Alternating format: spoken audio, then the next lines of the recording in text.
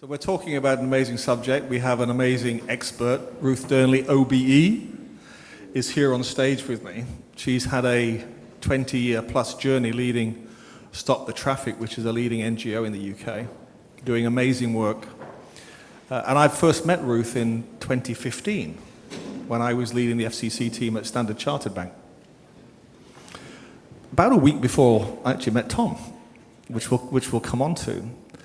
And we're going to talk a little about 2015, because 2015 was a very special year where it seemed that things were really changing, that people got that we needed to move away from where we were to where we needed to go to, that we had real, specific and special ideas about how to improve things and how to move away from ticking boxes and inputs to actually things that were more important, being the outputs, and to become more effective in fighting financial crime. One of those financial crimes, of course, is human trafficking, which has never been taken that seriously compared to organised crime, drug trafficking and others like fraud, until at least I think probably 2015 realistically in the banking sector.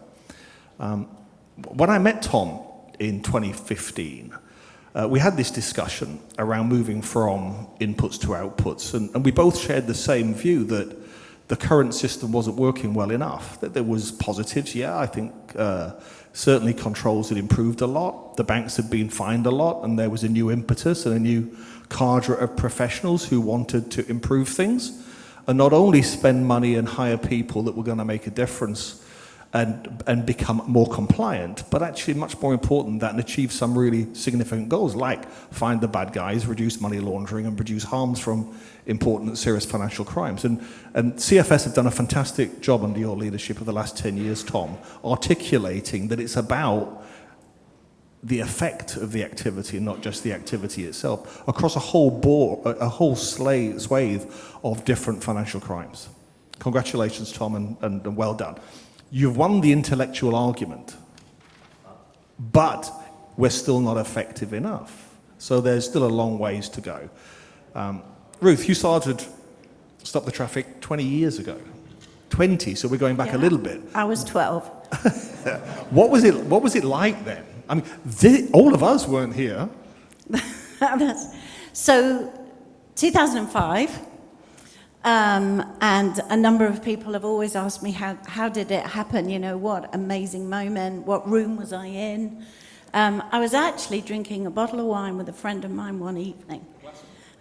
It was actually a bottle. But sometimes those conversations change your life. I didn't know what trafficking was. I had been a teacher in the East End. I had done a number of jobs. And the conversation began because we were coming to an event, and this is where moments matter. We've been hearing that today. Moments matter. There was going to be the 200-year anniversary of the abolition of transatlantic slavery. And he said there's a moment to be heard, and he had founded a charity, part Indian, called Oasis, around the world, and he said there's a moment that matters. We can do it in that moment because people may listen.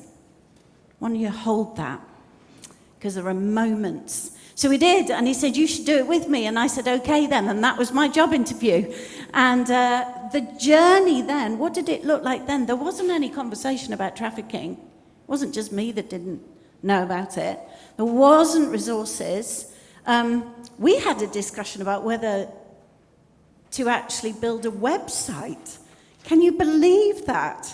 And I went, well, I think we should. And everyone went, do you really think we need to? We actually, in the early days, I went to banks. I made lots of friends of some of you who over the years I've met. And I remember standing up in those early days and saying, this is about the financial footprint, this is about the money, and I think we need to share what we know. And I could feel buttocks clench everywhere around the room. 20 years Which year ago was this? That was probably 2009, 10. Okay, that's good. And so it was the third sector. I never thought I would found a charity. I had a calling in a sense that I wanted to stop trafficking. Then I realized I had to have a foundation of something in order to earn money. That was how naive I was. But the third sector was fascinating to me. It was full of incredible people sacrificing their lives on the front line, and in my mind, losing. Because they were exhausted. I traveled around the world. I slept on people's sofas. I met and learned from people, and all the time they said, we're pulling people out the river, and of course we're never stopping them jumping in. And so the challenge then was, in those years, if we were going to live up to our name, which was stop the traffic, what were we going to do? So you took a look at the banks. You thought that they could have a role. You went to see them. You hired the NCA's head of anti-human trafficking to join your Stop the Traffic group. What was the reaction from the banks after they had relaxed a little more with you? When we met in 2015, for example. So 2015 was interesting. I'm going to take you just back to that. Some of you might know, someone's already come up and said, I know a guy that you know, which is Neil Giles. Some of you will know Neil Giles as being, he was Deputy Director of Human Intelligence at Soccer in the days of Soccer. He came out of a crowd where I had spoken in front of 5,000 people. I can still remember the moment he walked towards me, looking very proper, and he said, I'm Neil Giles, I'm from Soccer. And I honestly thought he meant he was a retired old football player. I had absolutely no idea what he was talking about, because all of you in different sectors, you talk all funny language, which actually often is part of the problem of why we don't all communicate together. And he leant forward and he said, Serious Organised Crime Agency. And I went, oh! And that meeting changed my life. Because he understood intelligence, but I understood community. And that journey is these alliances, these communications. We began a journey that took us to a place around 2013, actually, 12, 13. It was London Games. Do you remember that? Do you remember hopeful days when we were all excited and thought it was all great? And we created an event, we created awareness raising, we'd been made a role with the UN, we delivered a petition of 1.5 million signatures to their big event in Vienna. We were in a relationship with Soccer, we'd signed the only partnership agreement ever with a wonderful guy called David Bolt. And these things were happening, these new alliances, these silos that were beginning to meet. And it was Neil and I one day sitting in Singapore, and we went, this is just a business. But the stories of the millions of people, only a few of whom I'd met and listened to, they matter. They don't just matter because of a human sense, they matter because they are absolutely full of data.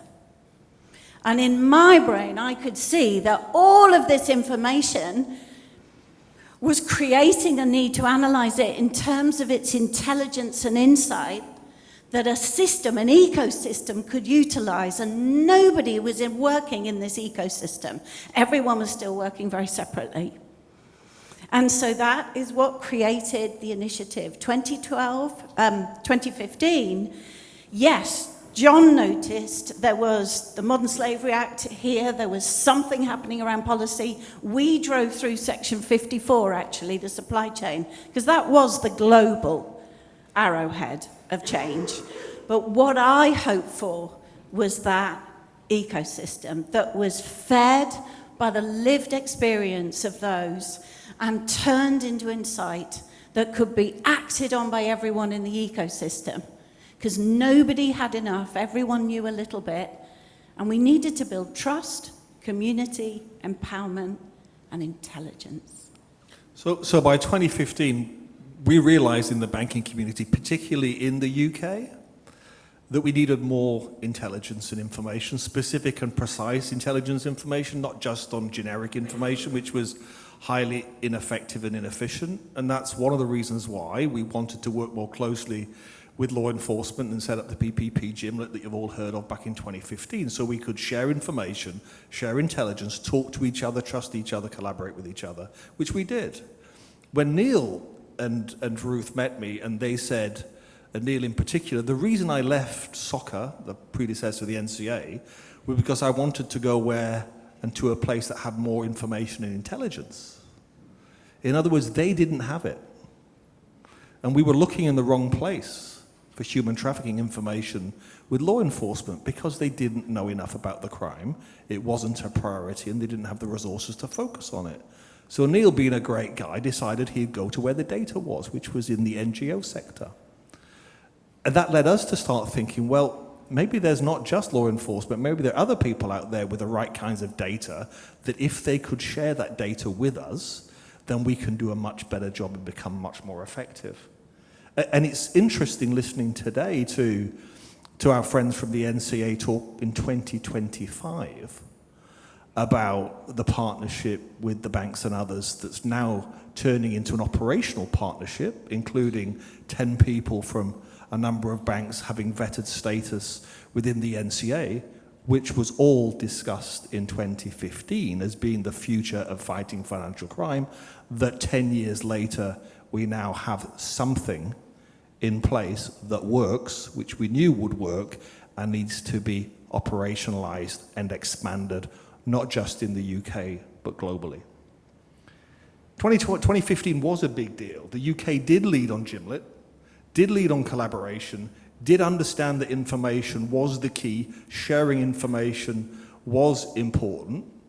Modern Slavery Act was huge. It was the leading piece of legislation. It's led that in the world. We had a Home Secretary, Theresa May, who took this as a personal issue she would champion.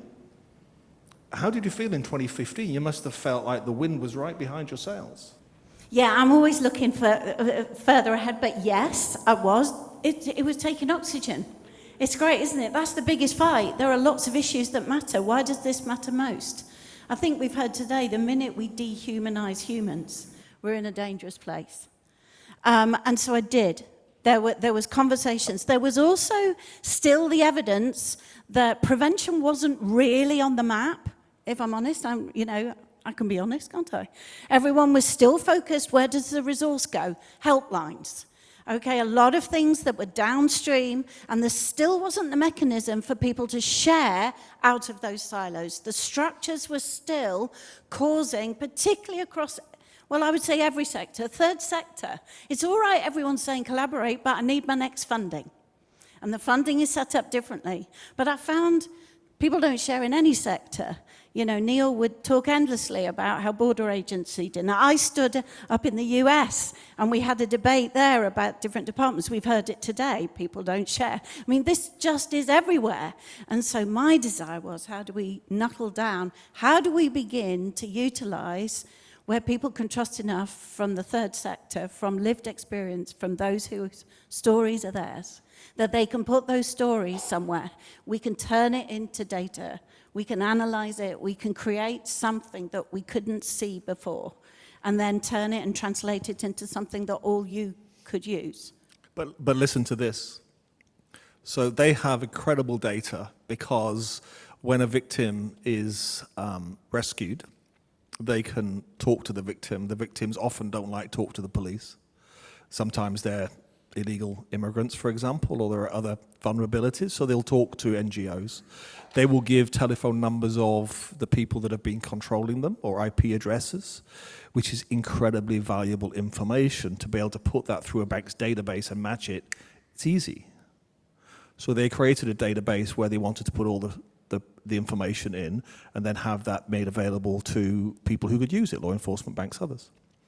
When they put the data information, the data privacy requirements were such that they had to take out all the specific and precise information, but only leave the generic, which would be Coventry or Newcastle or something else. Yeah. And the information sharing gateways that currently exist in the UK are not allowed for NGOs, they're only allowed for regulated entities. Right? That's not very smart, is it? It's really not very smart. So bring us up to 2025. How do you feel now? And what's next? Well, we've got personal identifiers in the TA hub, so, you know, things can change. We've got data we think is the richest data set at the moment, but it's still a work in progress. We've got stories and cases of networks that we can see. We have products that are intelligence products. We have a federated architecture. Listen to me. But we have, example, 250 NGOs sharing. That's a miracle. Because you guys hate each other. Because, I mean, there's a lot of trust that needs to go into that. But most important, let me just say, so if a man in Myanmar in a pig butchering scam center contacts us on this and manages to be brave enough in that moment to take a message, in order that Neil and the team can then talk to him over 3 months and emerge an actual analysis, a picture. He's with 100 others, and his journey and the data. And out of that, turn it into something that gets sent to you and to Interpol, to Interact. And then in a series of months, we find there are arrests. We hear back from the banks. Of course, it's always, we can't really tell you, but it's good. And then the guards walk away because they're not being paid. And then a month later, him and others are freed. That is intelligence-led disruption. And it's not because Stop the Traffic is all in that. It is the collaboration of the network. And so where are we now? We can do it. We've just got to put it at scale. How many times have we heard that today, John? I've heard we've got to collaborate more. We need to collaborate doing something together, because that's how we learn. We need to share. We are sharing. We are sharing. We need to actually go around round tables. That's what I want to do. We need to give voice. Thank you. Thank you, Tom and Catherine, for bringing me here. But we need to have tables with round, no edges. And the voices of everyone needs to be represented. Because as long as we sit in silos, I sit and talk to a tech company or a tech conference, I go to a police conference, I go to that. Actually, the next era has to accelerate this because it's too urgent. We need to get people who are doing things together, learning, because you cannot learn to ride a bike by reading a book. Thank you very much, Ruth Dearnley. Thank you.